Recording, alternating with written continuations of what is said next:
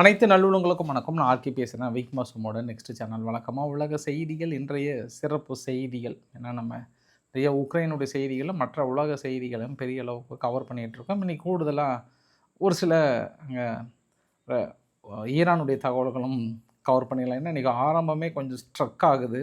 இருந்தாலும் செய்திகளை தொடர்ந்து செல்வோம். நாங்கள் என்னென்னா, இந்த ஈரான் யுத்தம் ஆரம்பிக்கிறதுக்கு முன்பு ட்ரம்ப் அவர்களுக்கு பெரிய ஒரு மத போதகர்கள்லாம் வந்து அவருக்கு ஆசீர்வாதம் பண்ணி ஒரு ஹீல் பண்ணி அவர் வந்து ஈரான் யுத்தத்துக்கு ஜெயிச்சுட்டு வா தலைவான்ற மாதிரி அவருக்கு நிறைய சக்தி வாங்கி கொடுத்தாங்கல்ல. அது வந்து சீனா ஃபுல்லாக பரவி, சீனாவில் இது அவங்க டிக்டாக் ஃபுல்லாக இதுதான் கண்டென்ட்டே. இப்போ அவங்களுக்கு சாப்பாடு செய்ய போகிறதுக்காக இருந்தாலும் இது மாதிரி ஆசீர்வாதம் தான், சுடு தண்ணி வைக்க போனாலும் அது மாதிரி ஆசீர்வாதம் தான். பெருசாக இது ஒரு ஃபன் மோடு கொண்டு போயிருக்கிறாங்க. பெரிய ஒரு மீம் மெட்டீரியல் ஆகிட்டார் ட்ரம்ப் அவர்கள் அப்படின்றது ஒரு கூடுதல் தகவலாக சொல்லிவிட்டு இப்போ நம்ம வீடியோ பதிவுக்குள்ளே போகலாம். நம்ம இந்த வீடியோ பதிவு வழக்கமாக சொல்கிற இதே டைலாக் தான், ரொம்ப ஒரு முக்கியமான பதிவு தான். ஸோ வீடியோக்குள்ளே போகிறதுக்கு முன்பு நீங்கள் நம்ம சேனலை சப்ஸ்கிரைப் பண்ணலாம். சப்ஸ்கிரைப் பண்ணிட்டு வாங்க, மறக்காம பெல் பட்டனை கிளிக் பண்ண ஆல் ஆப்ஷன்ஸ் கொடுங்க. வீடியோக்குள்ளே போகலாம்.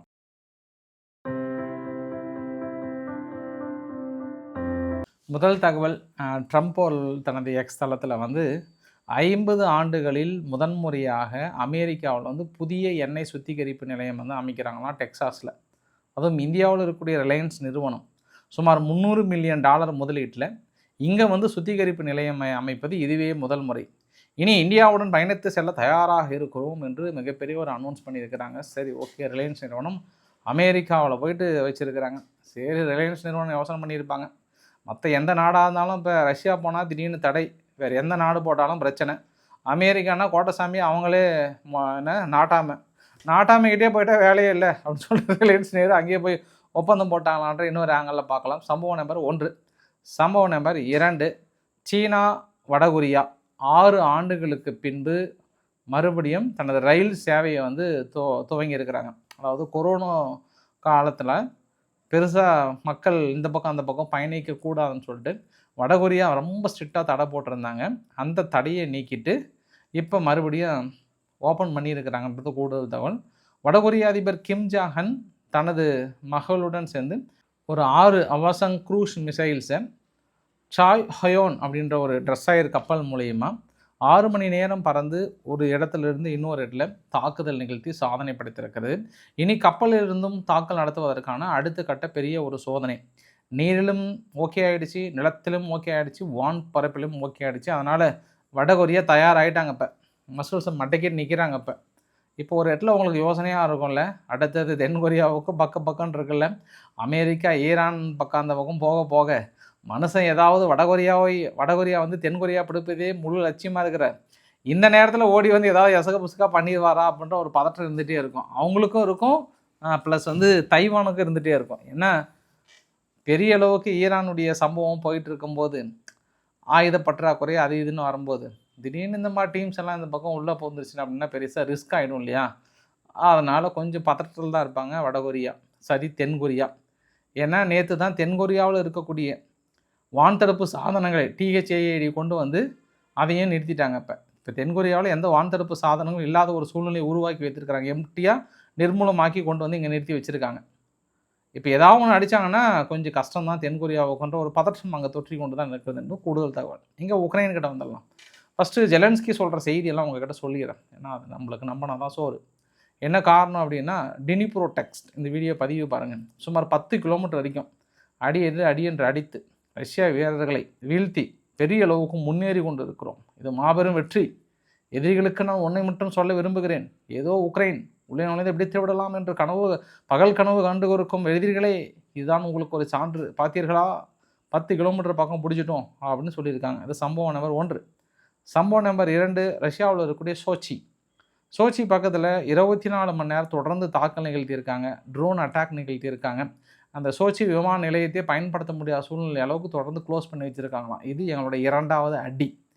3வது அடி, அங்கே ரஷ்யானுடைய ஆக்குபைடு டானக்ஸ் ஒப்லாஸ்ட் இருக்கு இல்லையா, அந்த இடத்துல அவங்களோட மிலிட்ரி ஃபெசிலிட்டிஸ் அது எங்கள் ஆக்குபைடு பகுதியில் வைத்திருக்கக்கூடிய பகுதியில் பெரிய அளவுக்கு தாக்கல் நடத்தியிருக்கும், பெருசாக சேதாரம் அப்படின்ட்டாங்க. இது சம்பவம் நம்பர் 3. சம்பவம் நம்பர் 4, ஸ்ட்ரோம் ஷேடோ யாருங்க, ஃப்ரான்ஸ் கொடுத்த ஆயுதம். இந்த ஃப்ரான்ஸ் கொடுத்த ஆயுதம் மூலியமாக பிரியான்ஸ்க் ரீஜியனில் ஒரு பெரிய ட்ரோன் உற்பத்தி நிலையம் அப்படின்னு சொல்கிறாங்க. எல்லாம் ஒரு வேறு எதுவும் மிகப்பெரிய ஒரு கம்பெனி ஒன்று அடிச்சிட்டாங்க. எல்லா மக்கள் குடியிருப்பு இந்த பக்கம் இருக்குது. நேராக சென்டரில் போய் ஒரே அடி க்ளீனாக டார்கெட் அச்சீவ் பண்ணிட்டோம். வெற்றி வெற்றி மாபெரும் வெற்றி அப்படின்னு இருக்காங்க. அதை மைக்ரோ எலக்ட்ரானிக் பிளான்ட் அப்படின்னு சொல்கிறாங்க. அதாவது ட்ரோன் தயாரிப்பதற்கும் மற்ற ஆயுதங்கள் தயாரிப்பதற்கும் மிக முக்கியமான ஒரு கம்பெனியாக இருந்தது, நிறுவனமாக இருந்தது. அதை அடித்து பிரித்து மேய்ஞ்சிட்டோம்ன்ற மாதிரி வந்து சொல்லியிருக்காங்க உக்ரைன் தரப்பில். அப்போ இவ்வளோ வெற்றி கொண்ட உக்ரைனுக்கு தலைவர் அந்த உளவுத்துறை தகவல் வந்து ஜெலன்ஸ்கி கிட்ட சொல்கிறாரு, தலைவரே இது வரைக்கும் நம்மளுக்கு கிடைச்ச தகவல் அடிப்படையில் 13 லட்சம் பேர் ரஷ்யா முடித்து தள்ளிட்டோம். இதை விட வேறு என்ன தலைவரே நமக்கு வேணும் அப்படின்ற மாதிரிலாம் மனசை வந்து உசுப்பேத்தி வைத்திருக்கிறார். நேற்று இரவு ரஷ்யா வந்து உக்ரைன் மீது நடத்தப்பட்ட தாக்குதலில் 9 பேர் இறந்து போனதாக வந்து உக்ரைன் தரப்பில் வந்து கிளைம் பண்ணியிருக்காங்க. ரஷ்யானுடைய சாகி ட்ரோன், ஆனால் இப்போ ரஷ்யாவுடைய சாகி ட்ரோன் வந்து ஃபஸ்ட்டு ஈரானாக இருந்தது, இப்போ ரஷ்யாவே ஓன் ப்ரொடக்ஷன் பண்ணிகிட்டு இருக்கிறாங்கன்ற மாதிரி சொல்லிட்டு இந்த தாக்குதலுக்கு மறுபடியும் தனது கடும் கண்டனம், இது ஒரு வகையான தீவிரவாத தாக்குதல் அப்படின்னு இருக்காங்க. எப்போவுமே இவங்க நடத்துறது ஒரு பூ தாக்குதலாக இருக்கும், அவங்க நடத்துறது வந்து ஒரு தீவிரவாத தாக்குதலாக தான் இருக்கும். இது அங்கே இருக்கக்கூடிய எல்லை நிலவரங்கள், கள நிலவரங்களின் தற்போது இருக்கக்கூடிய நிலவரம். இப்போ அடுத்தது நம்ம ஜெலன்ஸ்கியோட ஸ்டேட்மெண்ட்டு. ஹங்கேரியில் ரொம்ப சீரியஸாக எலெக்ஷன் போயிட்டுருக்கு. இந்த எலெக்ஷனில் விக்டர் ஓர்பனுக்கு எதிராக இங்கே கேம்பிங் பண்ண ஆரம்பிச்சிட்டாரு. இது வந்து நமக்கும் விக்டர் ஓர்பனுக்கும் இருக்கக்கூடிய ஒரு நேரடி யுத்தம் இது. இந்த யுத்தத்தில் நம்மளுக்கு வந்து வாழ்வா சாவா போராட்டம் தான். ஏன்னா உக்ரைன் மக்கள்களை 3ஆம் தர மக்களாக பார்க்குறாங்க. அதனால் யாரெல்லாம் உக்ரைன் மக்களாக இருந்து நிரந்தர குடியேறிகளாக அங்கே இருந்தீங்களோ அவங்கெல்லாம் எதிர்கட்சிக்கு ஓட்டு போட்டு தள்ளிடுங்க, தோத்தே ஆகணும் இந்த தடவை அப்படின்னு வெளிப்படையாக சொல்லியிருக்காங்க. ஏன்னா நம்மளை அந்தளவுக்கு நம்மளை வந்து கிரிட்டிசைஸ் பண்ணி வைத்திருக்கிறார் அப்படின்ற மாதிரிலாம் வந்து சொல்லியிருக்கிறாங்க. அவருக்கு தெரியல, இன்றைக்கி இந்த உக்ரைன் தான் வந்து உலகம் முழுவதும் இருக்கக்கூடிய ஒரு காடு, துருப்பு சீட்டே நம்ம தான். நம்ம இல்லாமல் இன்றைக்கி பார்த்தீங்களா அங்கே அரபு நாடுகளே அலறி கொண்டு இருக்கிறது. இத்தனை நாள் அங்கே ஐரோப்பாவின் இரட்சகரே என்று அழைத்த இதே நாடுகள் ஐயா எங்கள் நாட்டுக்கு வரமாட்டீங்களா, ஐயா எங்கள் நாட்டுக்கு வரமாட்டீங்களான்னு கேட்க ஆரம்பிச்சிட்டாங்க அப்படின்னு இருக்கிறார். ஏன்னா அவங்க டீம் இன்றைக்கி போய் நேற்று போய் இறங்கிட்டாங்க. இன்றைக்கி மதியத்துக்கு மேலே இறங்கி இருக்கிறாங்க. Saudi Arabia, Kuwait, Qatar, UAE, அங்கே ஜோர்டன் இங்கெல்லாம் போயிட்டு பிரித்து அனுப்பிச்சிருக்கிறார். போங்க போய் ஈரான் ட்ரோனை சுட்டு வீழ்த்தி சக்ஸஸ் பண்ணுங்கன்ற மாதிரிலாம் சொல்லியிருக்கிறார். இப்போ தலைவர் ஐயாம் ரொம்ப பிஸி அப்படின்றாங்கல்ல, அந்த மாதிரி ஜெலன்ஸ்கி வந்து ரொம்ப பிஸி மோடில் இருக்கிறார். எல்லாம் சவுதி அரேபியா ஓடி போய்ட்டு அக்ரிமெண்ட் போட்டிருக்காங்க. அப்புறம் எல்லா நாடுகளும் ஓடி அக்ரிமெண்ட் போட்டிருக்காங்க. பட் அவங்களுக்கு என்ன ஒரு பெரிய ஒரு வருத்தம், ஒரு சின்ன மனக்கசப்பு என்னென்னா, நேற்று ட்ரம்ப் அவர்கள் புடின் அவர்கள்கிட்ட வந்து மனசு விட்டு பேசினது தான். அதையுமே வந்து உக்ரைனுடைய ஒற்றர்கள் என்ன சொல்லிட்டாங்க அப்படின்னா, மறுவைத்த நபர்கள் வந்து உக்ரைனுக்கிட்ட தலைவரே நீங்கள் ஒன்றும் கோச்சிக்காதீங்க, ஏன்னா அது அவங்க கியூ பத்திரிகைகள் வெளியிட்டிருக்காங்க, தலைவரே நீ ஒன்றும் கோச்சிக்காதீங்க, அவர் ஃபோன் பண்ணி உலக நடப்புகளோ மற்ற நடப்புகளோ பேசலை, பயங்கரமாக மிரட்டி விட்டுட்டாரு புட்டின் கொஞ்சம் பயந்து தாங்கிறாங்க. என்ன நீங்கள் அங்கே ஈரானுக்கு ஆயுத உதவியெல்லாம் கொடுக்குறீங்களாம், ஏதோ பெரிய அளவுக்கு டெக்னிக்கலாக இன்டெலிஜென்ட் விஷயத்தெல்லாம் ஷேர் பண்ணுறீங்களாம், உங்களை வச்சு தான் அவங்க தாக்கல் நடத்திட்டு இருக்காங்களாம், பார்க்குறியா, பொருளாதாரத்தை போட்டுமா அப்படின்னு மிரட்டினாராம். உடனே அவர் ஐயோ அப்போல்லாம் பண்ணாதீங்க அப்படின்னாராம் அவர். அதனால் ஒன்றும் பிரச்சனை இல்லை, ரஷ்யாவை மிரட்டி தான் விட்டுருக்குறாங்க, அவங்க முழுமையெல்லாம் இது பண்ணல அப்படின்னு இப்போ சொன்ன உடனே இப்போ ஜெலன்ஸ்கி ஒரு குஷி மூட ஆகிட்டார். இது வந்து த கியூ பத்திரிகை, த கியூ இண்டிபெண்ட் ஒரு பத்திரிகையில் வெளியிட்டிருக்காங்க. நான் சொன்ன செய்தி ஏதோ நானாக கற்பனையாக செய்த சொன்ன செய்தி நீங்கள் நினச்சிக்காதீங்க தயவு செய்து. ஏன்னா ஒரு சில நேரத்தில் சொல்லும் போது ஒருவேளை இவராக சொல்கிறாரா அப்படின்னு நினச்சிடாதீங்க, இது அவங்க செய்தி வெளியிட்டது. ஸோ இதை பார்க்கும்போது நம்மளுக்கு சாதகமாக தான் அமைந்திருக்கின்றார். ஆனால் சம்பவம் வேறு மாதிரி இருக்குது. உங்களுடைய குருடாயிலோட அந்த பேனெல்லாம் நாங்கள் கிட்டத்தட்ட நீக்கிறோம் அப்படின்னு சொல்லியிருக்காங்க அமெரிக்கா தரப்பில். அதுக்கு ரஷ்யாவுமே வெளிப்படையாக நாங்கள் இதுக்கப்புறம் இன்டெலிஜென்ட் விவகாரத்தில் ஷேர் பண்ண மாட்டோம் ஈரான்கிட்டன்னு சொன்னதாக விக்ஸாப் அவர்கள் நேற்று CNN சேனலுக்கு வந்து பேட்டி கொடுத்திருந்தார். ஃபாக்ஸ் நியூஸ்கிட்டே சொல்லியிருந்தார், இல்லை எங்ககிட்ட வந்து ரஷ்யா உத்தரவாதம் கொடுத்துருக்காங்க, நாங்கள் அப்படிலாம் எதுவுமே ஷேர் பண்ணல, அதுக்கு வாய்ப்புகள் இல்லைன்றதை உத்தரவாதம் கொடுத்துருக்காங்க, ஆனால் தடைகளை நீக்க வேண்டியது ஒரு சால சிறந்ததுன்றாங்க. அப்புறம் தான் இன்னொரு செய்தியுமே சொல்கிறாங்க, யார் யுனைடெட் 24ன்ற சேனல், ரஷ்யானுடைய இஸ்டிலியா 30 ஒரு க்ரூஸ் மிசைல்ஸ் வந்து நேற்று உக்ரைன் மீது கார்கிவ் பகுதியில் ஒரு தாக்குதல்.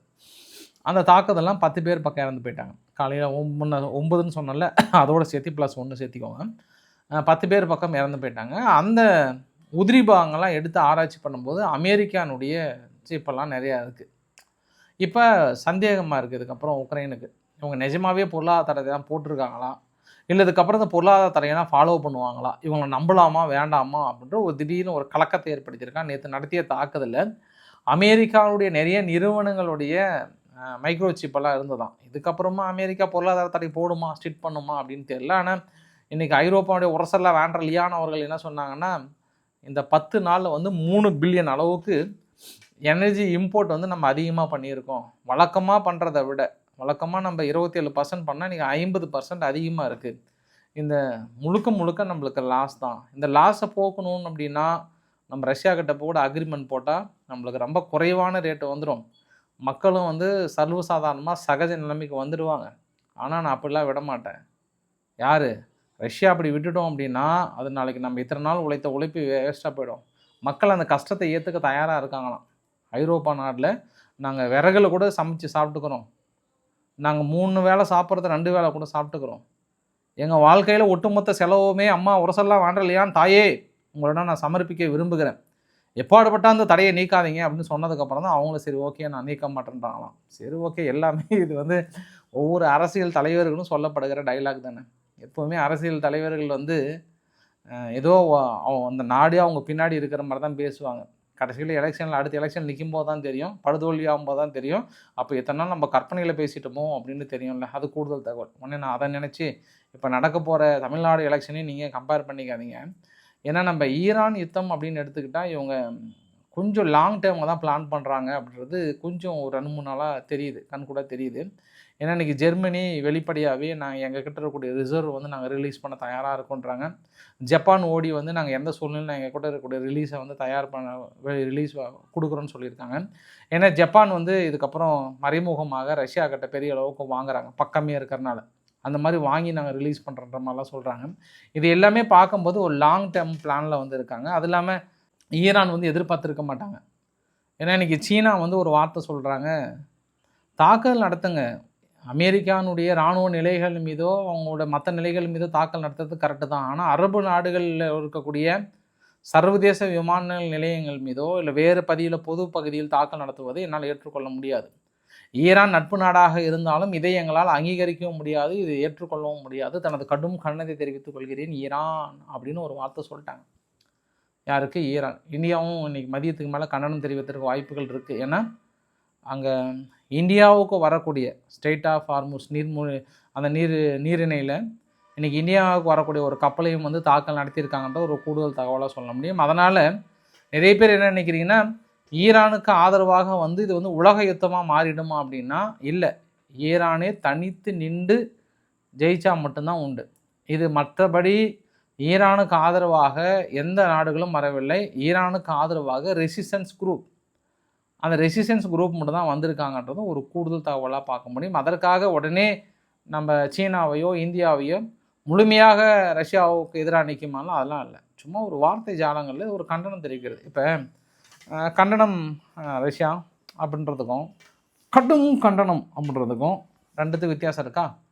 அப்போ இந்த 2 கண்டனமும் வேஸ்ட்டு தான், அது வேறு விஷயம். இருந்தாலும் அந்த மாதிரி இப்போதைக்கு சீனாவும் கடும் கண்டனம் ரஷ்யா அப்படின்வாங்க, இந்தியாவும் கடும் கண்டனம் அப்படின்னு தான் சொல்லுவாங்க. ஏன் எனக்கு ரஷ்யானே வருது, ஈரானுன்ற இடத்துல வந்து ரஷ்யான்றதே வருது. ஏன்னா நான் இங்கே வந்து ஃபிக்ஸ் ஆகிட்டேன். நான் ரஷ்யா உக்ரைன் செய்தி சொல்கிறதுனால ஃபிக்ஸ் ஆனதுனால ஒரு சில இடத்துல மாற்றி சொல்லியிருந்தேன்னா நீங்கள் அட்ஜஸ்ட் பண்ணிக்கோங்க. வேறு வழி தெரியல, அதான் எனக்கு வேறு வழி தெரியல. ஒரு வேளை இந்த 4 வீடியோ சேர்த்தி போகிறதுனால ஆள் இப்படி ஆகிட்டனோடு எனக்கு கூட தோணுச்சு. இன்றைக்கி காலையில் என்னாச்சு, பால் வாங்க போனேன். நான் பால் வாங்குறது தான் போகிறேன்னு தெரிஞ்சும் அந்த பாலுக்கு தேவையான பாத்திரத்தை இங்கே விட்டுட்டு போயிட்டு அங்கே போயிட்டு திரும்பி பார்த்தா பாத்திரம் இல்லை. ஆனால் இது என்ன கொடுமையாக போச்சுன்னு திரும்பி வந்து பாத்திரத்தை எடுத்துகிட்டு போய் அங்கே வாங்கிட்டு மறுபடியும் எம்டி வண்டியாக வந்துட்டேன். ஏன்னா அந்த அவசரத்தில் அந்த டைமிங்க்கு வீடியோ போடணும் அப்படின்னு அது ஒன்று. அப்புறம் ஒய்ஃப் வந்து ஒரு குறிப்பிட்ட இடத்துல நின்று ஃபோன் பண்ணாங்க, வந்து சும்மா ஒரு 10 நிமிஷம் கூப்பிட்டு போயிருக்கேனாங்க. நான் என்ன பண்ணேன், நான் பாட்டு கிளம்பி போயிட்டேன். கொஞ்சம் நேரம் போனதுக்கப்புறம் எதுக்கு நம்ம போனோம், ஏன் இவ்வளோ தொலைவு வந்துட்டோம்னு சொல்லிட்டு 1/2 கிலோமீட்டர் தாண்டி மறுபடியும் திரும்பி வந்து அவங்கள கூப்பிட்டு வந்தேன். ஸோ அதனால் இந்த சூழ்நிலைக்கு மாறிட்டுன்னு நினைக்கிறேன். கொஞ்சம் அட்ஜஸ்ட் பண்ணிக்கோங்க மக்களே. இது போர் சூழல் முடிஞ்சதுன்னா நம்ம நார்மலாக ஆகிடும். சரி, இன்றைக்கி ஓரளவுக்கான தகவலை கவர் பண்ண நினைக்கிறேன். பிடிச்சிருந்தால் லைக் பண்ணுங்கள், ஃப்ரெண்ட்ஸுக்கு ஷேர் பண்ணுங்கள், சப்ஸ்கிரைப் பண்ணுங்கள். ரவிக்குமார் சேனல். நன்றி, வணக்கம்.